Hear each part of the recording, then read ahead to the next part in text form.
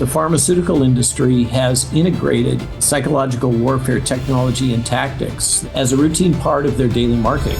What has Bobby been able to get done? What's slowing him down? They're coming at him fast and furious. He's surrounded by staff that may put on the smile to your face, but then turn around and stick the knife in your back as soon as they get an opportunity. You and I both experienced massive amounts of censorship. Even though there's some bumps in the road, I'm confident we'll have our channel back on YouTube. I had 2 FBI agents show up here at the farm. They wanted to talk about what I'd experienced during the last 5 years in terms of censorship, the shadow banning, the small rooming. They've been authorized to begin investigations about that stuff.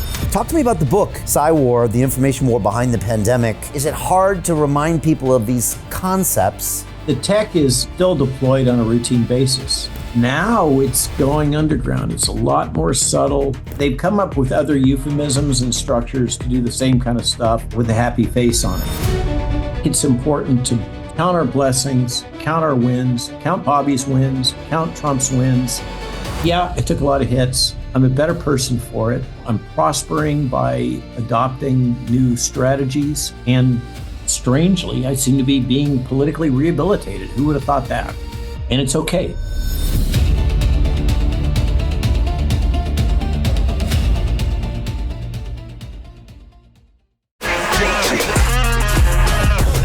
Hey, I know investing in crypto is scary.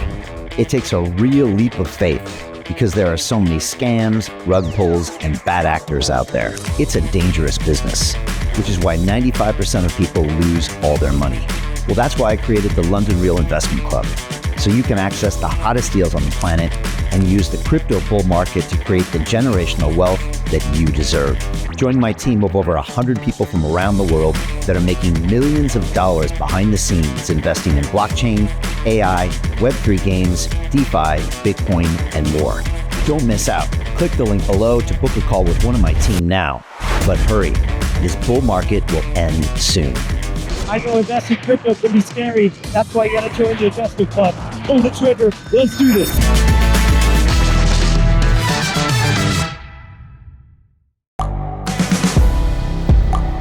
The world is changing. Inspiration is everywhere. It has never been so easy to connect, share, and bring people together. We're learning from others and finding the best in ourselves. Challenging our beliefs. Sharing our vulnerability. Overcoming our fears. Transforming ourselves so we can transform the world. How far can we go? This is London Real. I am Brian Rose. My guest today is...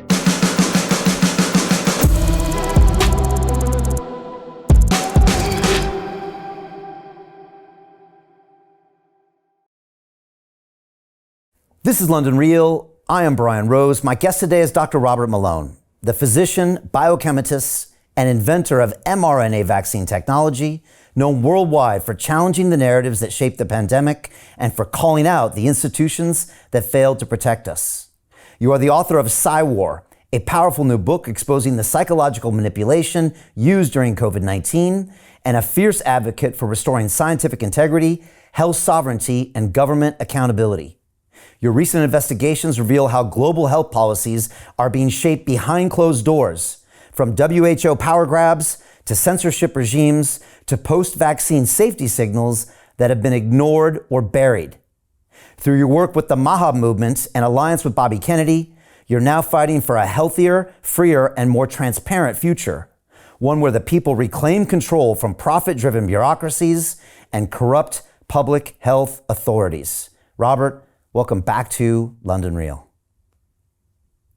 Thanks, Brian. I wish I could say it as well as you do, but I'm grateful for it in any case.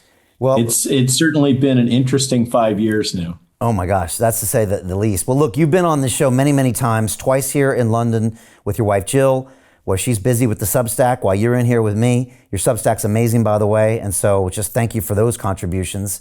And then recently, I was extremely excited to read that you have been appointed as part of this new vaccine advisory panel by Bobby, alongside one of our other former guests, Martin Kulldorff, who we had in the middle of all the madness when he published the Great Barrington Declaration. Of course, I texted you and you said, "Yep, Brian, now when the knives are coming out." And so I'm curious, tell us about this announcement and tell me, what was it like with the backlash from the media? Because I saw the usual telegraphs and BBCs are all coming. And has that now passed? And now are you able to move on? Or what has been the reaction to this announcement? And tell us about the announcement itself. So just to set the scene, Brian, there had been talk with Bobby and others back and forth for about 3 months for how I might serve in the government. And I really did not want to take an administrative position. The idea of spending 4 years having to rent or buy a condo up in Rockville, time away from wife and farm, and frankly, spending 4 years being stabbed in the back on a daily basis by the DC in crowd was not my idea of a good time. So I was looking for some way I could serve the administration, and particularly Bobby, but also President Trump. And this two opportunities came up. One was to be what's called a special government employee, or SGE, which is what Elon Musk was, reporting to Bobby and providing advice across NIH, CDC, and FDA. And so that vetting process started and went on for 3 months. It was really kind of amazing, the amount of discussion and vetting and analysis and forms to be filled in and blah, blah, blah. And about 2/3 of the way through that, then the opportunity of possibly serving on the advisory committee on immunization practices for CDC came up. Now, that's kind of inside baseball, or you might call it inside football in the UK. What the heck is the Advisory Committee on Immunization Practices? So this is the mouse that roared. It sits as a chartered federal advisory committee. That's a special law the U.S. government has that allows people to advise key administrators within the government, particularly in the executive branch. And in our case, for the ACIP, we get the glorious compensation of $250 per day as an honorarium. So obviously, I'm doing this for the money. And that was sarcasm, by the way, just to say. And this committee is chartered for two things. It's kind of a special one, a little unusual for a federal advisory committee. It advises the director of the CDC. And if she is not confirmed, which is the case currently, then those advisories go up to the secretary. So recently, just to give a little example, the Advisory Committee on Immunization Practices, while I was participating in their first meeting of this newly reconstituted group, voted to eliminate multi-dose influenza vials that have mercury-containing thimerosal. And why that's a big deal with the pharmaceutical industry and why they busted a gut over that, I have no clue. All kinds of justification. But it left corporate media arguing in favor of adding mercury to vaccines, which is pretty much a loser.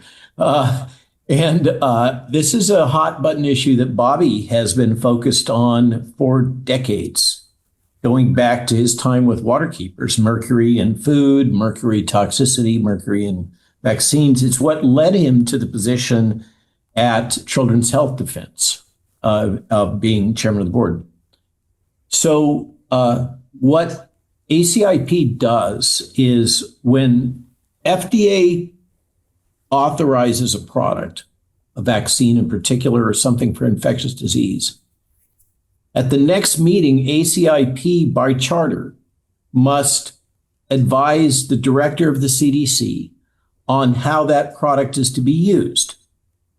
In other words, are we going to recommend it for all children? Are we going to recommend it for joint decision making so that physicians and parents and their children have to discuss whether or not to use it? Are we not going to recommend it at all? Just because the FDA authorized it for marketing, the ACIP might say, no, I really don't think the data are solid enough.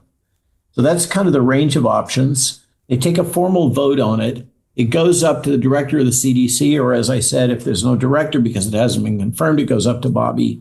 And then those recommendations are accepted. So who cares? Well, what happens is that those recommendations in part trigger a program called the Vaccines for Children Act in the United States, which purchases and distributes. So you could think of that as acquires and markets, if you're looking at it through the lens of pharmaceutical industry, vaccines to the poor, Indian health community, those that might not be insured for some reason, et cetera. So basically, it's a big buy that happens if the ACIP authorizes it and the CDC director concurs. Furthermore, a whole lot of nations all over the world, and I don't know, perhaps even the UK, are influenced by the decisions at the Advisory Committee on Immunization Practices, which is why I say it's the mouse that roared. It's really not that big in terms of the charter, and yet historically it has set precedent for vaccine utilization, particularly in children, all across the Western world. So I find myself on this consequent to the secretary, I'm referring to Robert F. Kennedy Jr., having made a decision that the old ACIP that was largely drawn from the medical professional societies, or what a cynic might call the guild, was the source from which most of the ACIP members were drawn, and also many of the subcommittee members, which is where the work really gets done. We're all drawn from these professional societies. And basically, you can figure out if you're going to be compensated with an, quote, honorarium of $250 a day, you got to have some other source of income. And most of these folks are academics or they're working for big hospitals, and being on the ACIP gives them punches their ticket for demonstrating that they're doing good community service and that they have international standing. So that's why they do it. But what the secretary noted was that this has over time become, I'll call it, infested with chronic conflicts of interest, financial, organizational, funding, just a whole layers and layers of different ways that both these professional societies, which have their own interests, like pediatricians, like to give vaccines because it is a major profit center for them in the United States, unlike the UK system. Okay, so, and then pharma gets its nickel, et cetera, et cetera. So there's a whole food chain here having to do with cash flow. And I won't use the term corruption, but let's say clear and persistent conflicts of interest of a variety of different types. And so the secretary basically decided, I've had enough of this. This has been going on for years. There's so much evidence of it going on in this present board, which, by the way, got packed at the last minute by the Biden administration. So they put a bunch of new members on as they were heading out the door. And the secretary, in an unprecedented move, just retired all of them. And then appointed 8 poor souls to stand in the breach, of which I was one, and get attacked by corporate media, academics, and the pharmaceutical industry surrogates as uninformed, anti-vaxxer, people with no background, like, for instance, say, Martin Koldorf, who is the chair. I'm serve as the co-chair, according to Bobby. But Martin arguably is the top epidemiologist, we could say, in the world, former full professor of epidemiology at Harvard and author of the Great Barrington Declaration, together with others, as you noted. Also, another luminary there is Ratzif Levy. He's totally unqualified, except for the fact that he is a full professor at the Massachusetts Institute of Technology, and his specific focus is on identifying statistically risk and threat signals, particularly in vaccine products. And we have a number of others, pediatricians, there's a psychiatrist, there is a nurse who's been on many of these committees before. So there was 8 appointed. One of them couldn't pass muster. He was very seasoned. I'm sorry he couldn't join. Very seasoned clinical researcher, as I am. So it was kind of like having a compadre on the board. But he's even more successful than me in that he's got a huge stock portfolio. He's been working in industry for years, done quite well, and basically, not to put words in his mouth, but this is paraphrasing what he said to me. There's no way I'm going to work for $250 a day and have to sell all my stock. So that was a non-starter. So we're down to 7. So that's the context of what happened. And yeah, there was just a ton of hate. Hate at Bobby. In particular, there's people on the committee that said, you know why we like to have Malone here? Because the press all text Malone and they'd leave us alone. So I'm like catnip for the likes of the Atlantic Monthly. And they recycled a lot of the same authors that had had their round of punching me and hate back 4 years ago. Well, they kind of brought them back for a next round. And it got pretty absurd, the whole narrative.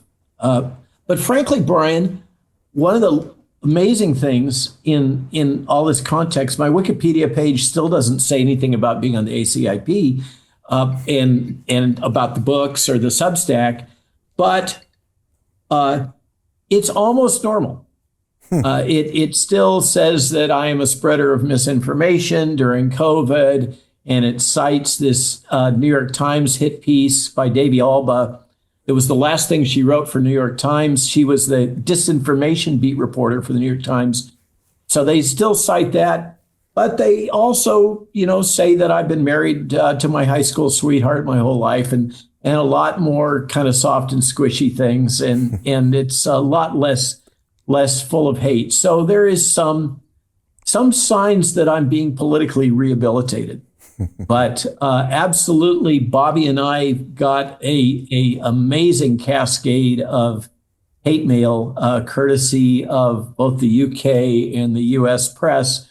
But then the committee convened, and we pretty much accepted everything that had been in the queue from the prior committee. The one thing that was new was this getting mercury out of influenza vaccines. And the truth is, it didn't go through the standard process, so that's a complaint. But we were all well aware of the data, and we voted to that, thimerosal or mercury-containing preservative in multi-dose influenza vials amounts to a total of 3%, big number, of all the influenza vaccine doses administered in the USA. And the justification for all of the hubbub about this was that, the ACIP sets the standards for the world, including Africa. And so now the African nations aren't going to be using multi-dose thimerosal vaccine vials, and they're not going to be sticking needles into those vials again and again. I call that a win. Furthermore, it's not the responsibility of the Advisory Committee on Immunization Practices to set policy for Africa. it's the responsibility of Africans to set policy for Africa, right? That's a fundamental, going back to the touchstone of the Make America Great Again policies, as well as Make America Healthy Again, is to kind of turn down the volume on worrying about America as the... How do you get out of a rat race? How do you create wealth not only for yourself, but also for the generations to come after? I am absolutely amazed with the quality of companies that we're getting exposure to. We go on to Zoom calls with the innovators and the folks who are building new applications in metaverse, blockchain, artificial intelligence, decentralized finance. What's going on, everybody? Thumbs up if you can see me. We are focusing on early stage investment. And the quality of people that we're getting exposure to, whether it be Dan Tapiero with 1RT, Jason Ma from Open, Yatsu from Animoca. It's been a phenomenal experience thus far. It has far exceeded my expectations. We are focusing on cutting edge technologies. I view it now as the best investment I've ever made. The upside I view is unlimited. And as a retail investor, I would never get this exposure anywhere else outside of Investment Club. See you in the investment club. As the policeman for the world in policy, a sensitive topic there in the UK and throughout the European Union and the West. And I think that President Trump is right on to be basically taking a position that Europe and the UK should be responsible for Europe and the UK. And the United States should mostly be responsible for the United States, still helping our friends. And that extends all the way down to our little tiny Federal Advisory Committee on immunization practices. It's not our job to figure out how to fix the problems for vaccine administration in Africa, as far as I'm concerned. Okay. So there's a long-winded answer to your very short question. Well, I thought it was an incredible headline and just really a powerful signal that Bobby was bringing in people like you and Martin. And I like how he is just getting down to business. I wonder if you could tell me how you think Bobby has done in this first 6 months, because fortunately, unfortunately, look, the news narrative coming out of the White House is fast and high paced.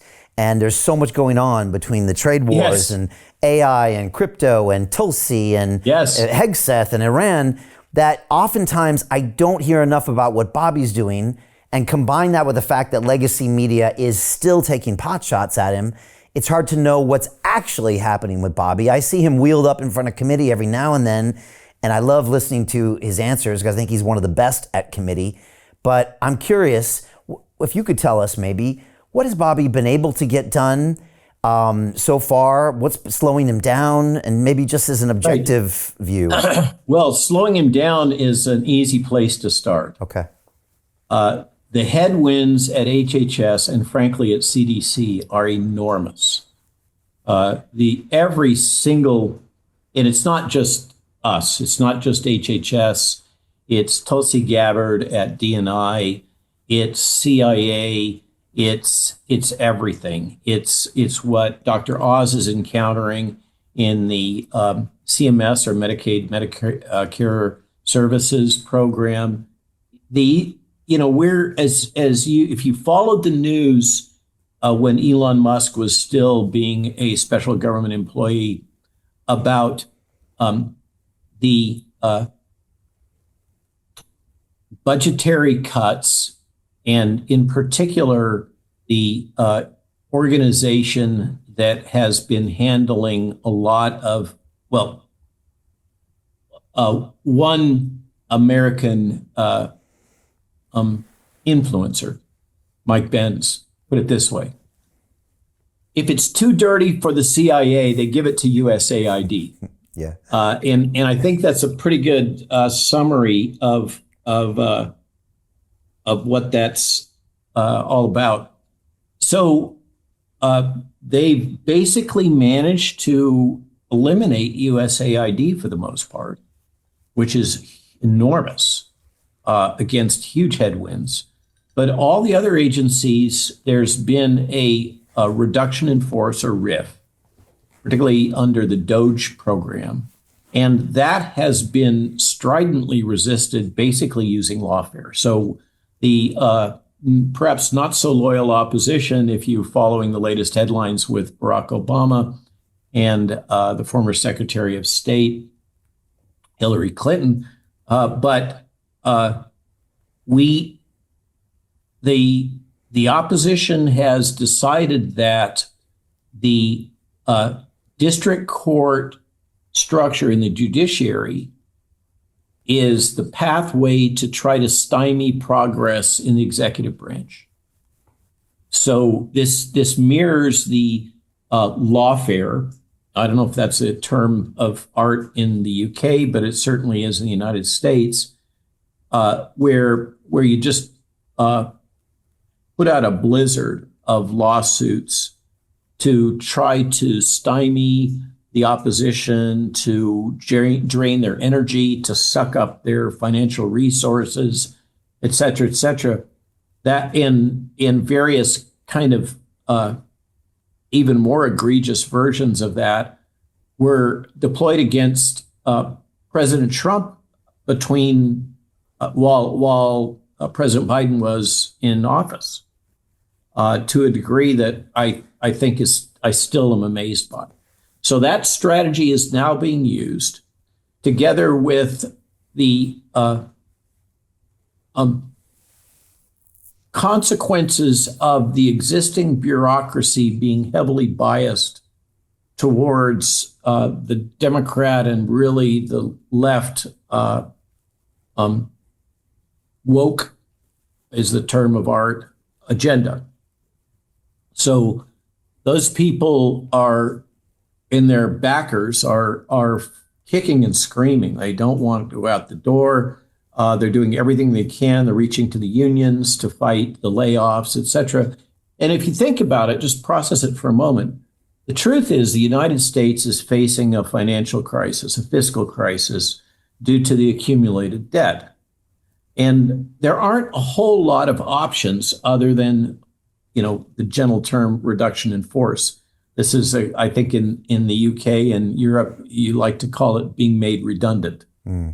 So there are many options other than that approach to try to reduce bureaucratic burden and reduce the burn rate.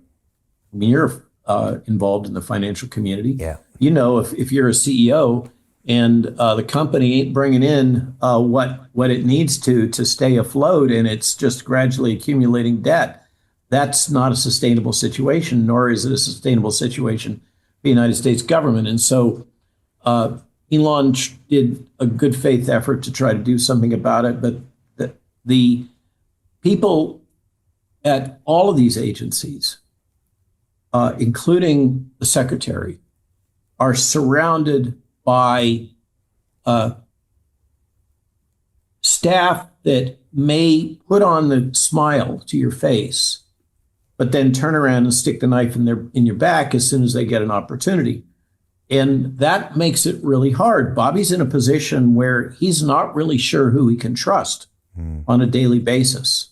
And that's the truth. From what I observe, I haven't asked him if that's the case, but that's what I observed.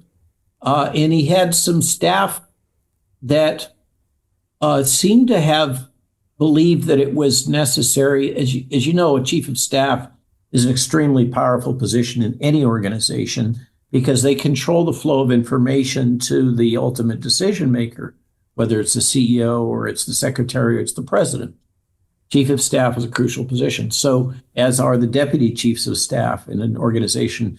Remember, the U.S. Health and Human Services, as a division of the federal government, is the largest of all. It's bigger than the Department of Defense. It is massive. Wow. Bobby ended up not being president, but by God, he has got the lion's share of the grief. And he has people like Dr. Oz, and Jay Bhattacharya is up against all kinds of resistance at NIH. Likewise, the appointed director of the CDC hasn't even been able to get through the Senate confirmation process. It's another place where all this stuff.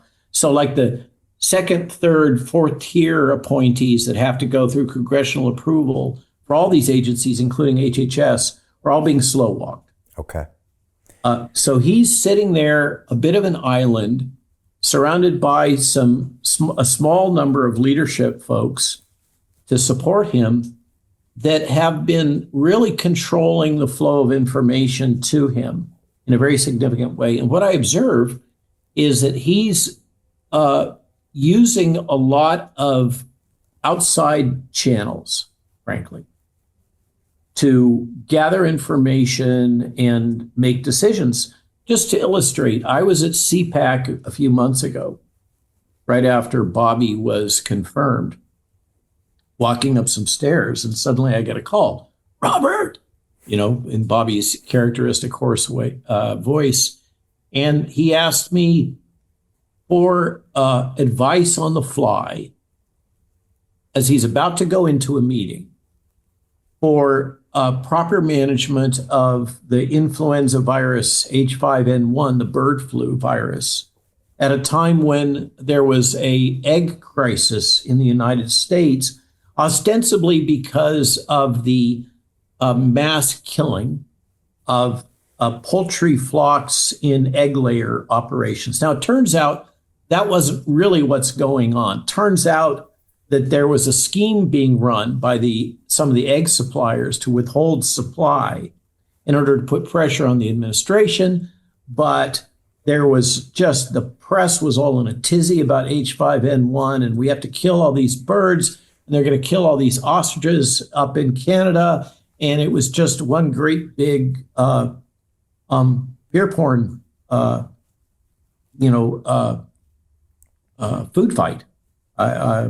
How to phrase it. So Bobby called me and I said, well, the H5N1 is indigenous in avian flocks, wild birds, migratory waterfowl. There is no way in hell, unless you're going to do a scorched earth, kill all the birds campaign like Mao Tse-tung did with the Great Leap Forward. And that didn't turn out so well.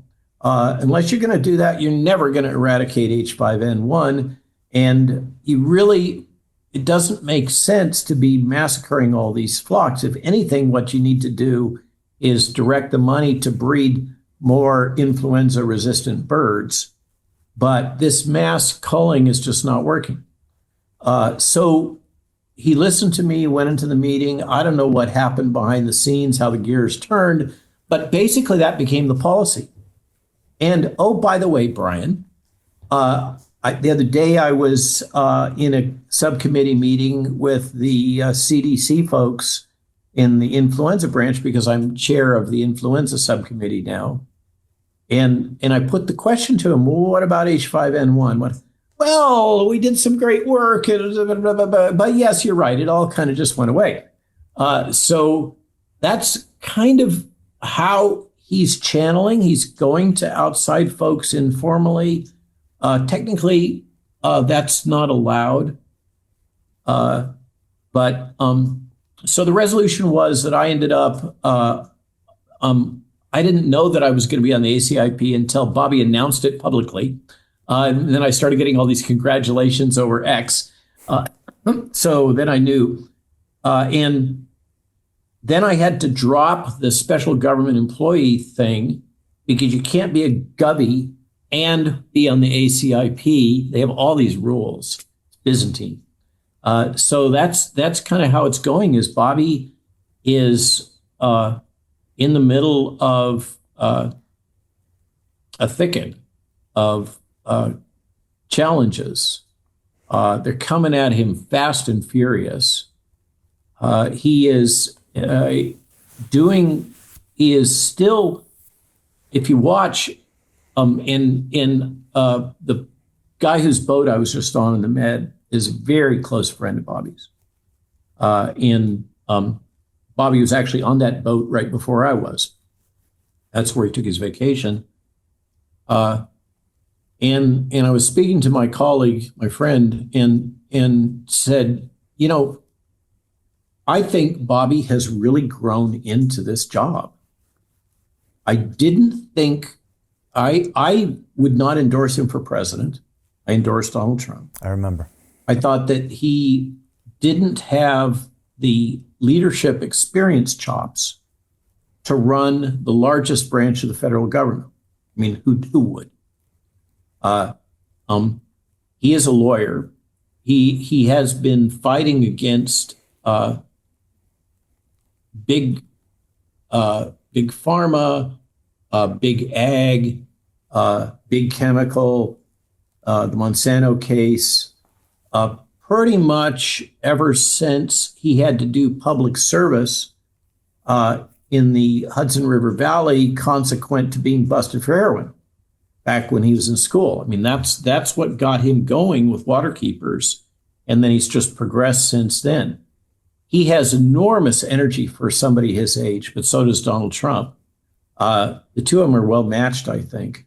And he has really grown into this job. He picks his battles. So you ask the question, what has he accomplished? To make sense of that from your side of the pond,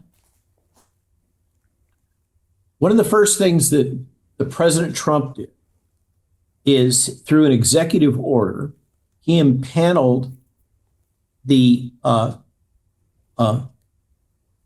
Make America Healthy Again Commission, which is a all of government effort to address these fundamental drivers that are, frankly, reducing longevity in Americans. I mean, this is the big shocker, is that our children are going to lead, if we stay on this course, our children here in America are going to lead shorter, less healthy lives than their parents. Wow.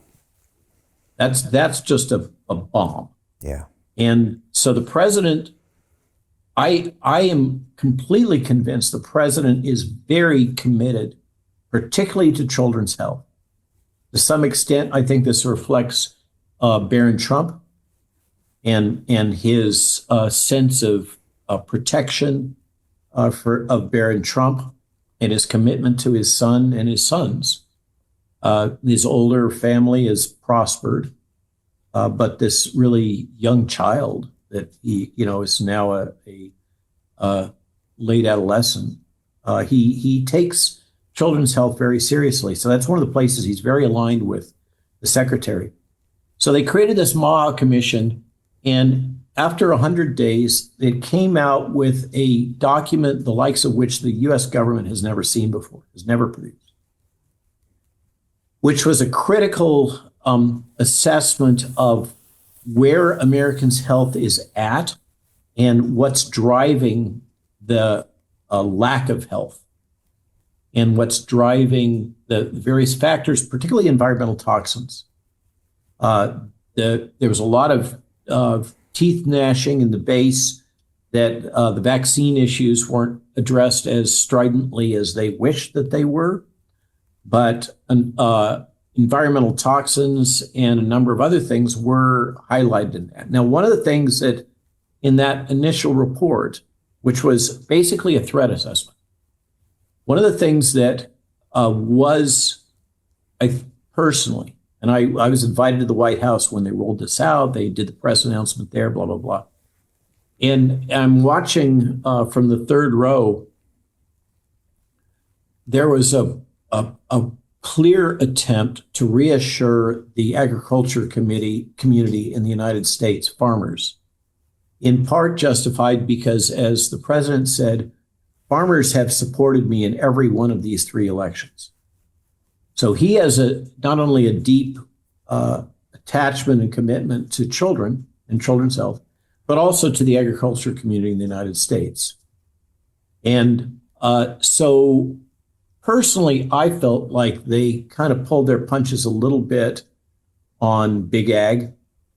And we have some agriculture practices that is forbidden in Europe, are forbidden in Europe and in the UK, like the use of here's the sanitized term, desiccants, in harvesting wheat, soy, and other grains.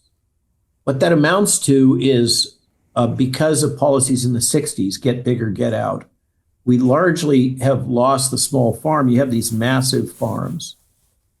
And but even more massive is the cost of the combines, the devices that are used to harvest the grain and the soybeans.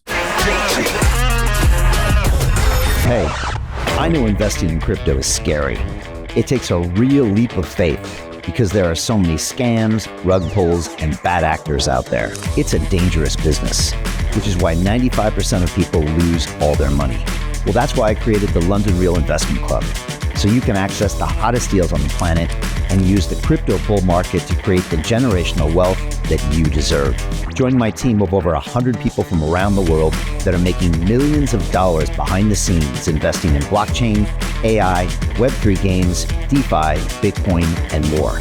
Don't miss out. Click the link below to book a call with one of my team now. But hurry, this bull market will end soon. I know investing in crypto can be scary. That's why you gotta join the investment club. Pull the trigger. Let's do this.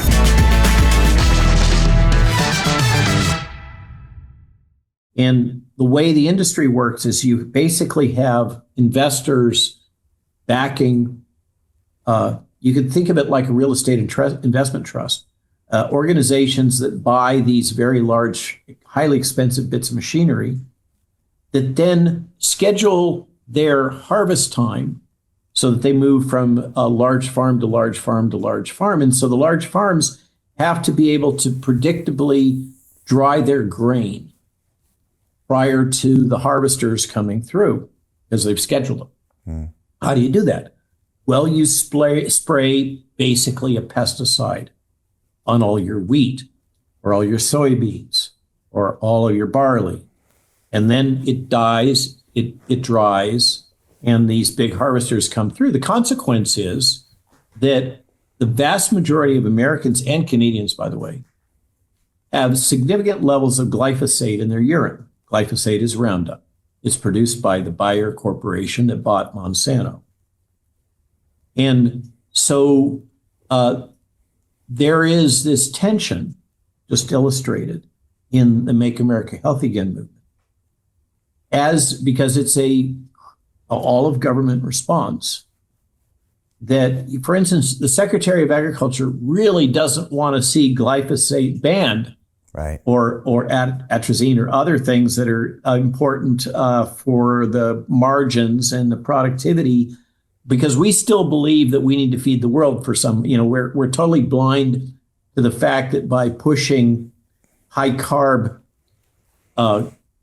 food precursors into island nations, the poor, Africa, et cetera, what we succeed in doing is destroying indigenous agriculture, right? And substituting these low food value crap products that are, high in polysaccharides, starch. But the government is still wedded to that. And the belief that in order to maintain profit, yield, et cetera, we have to have these things. So that's just one example of kind of the tensions within the MAHA commission that exist. And but regardless, that report came out and it was the strongest statement, I think, from any government ever about toxins and the things that are impacting on public health. Now, people, the complaint is, yeah, okay, fine. So now what? Well, that's the structure is that right now, people like Callie Means, who's another special government employee, had a lot of hate thrown at him, and his sister, Casey, who's appointed as Surgeon General, but yet to be confirmed. So these people are now, in this next 100-day span, writing the action plan. So that's the next thing you're going to see drop is the first one was the threat assessment. Now you're going to see the action plan, and then you're going to see deployment of that action plan.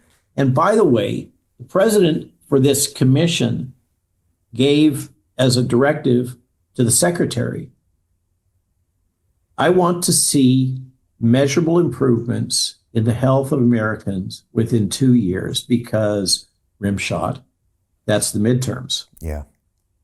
So they're very focused on stuff that we can do now, like getting artificial petroleum-based dyes out of our food stream, which you guys already did.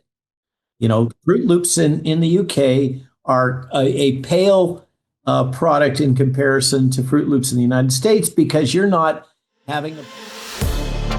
To continue watching the rest of the episode for free, visit our website londonreal.tv or click the link in the description below.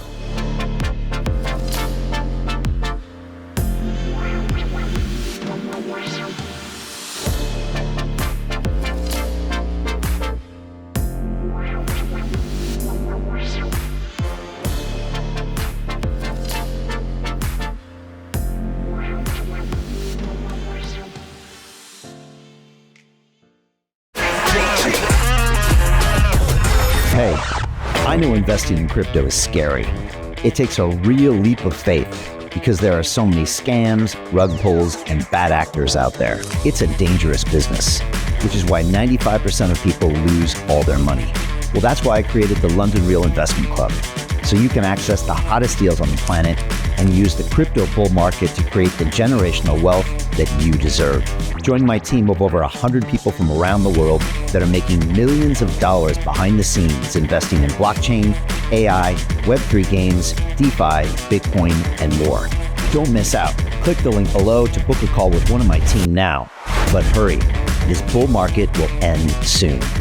I know investing in crypto can be scary. That's why you gotta join the investment club. Pull the trigger. Let's do this.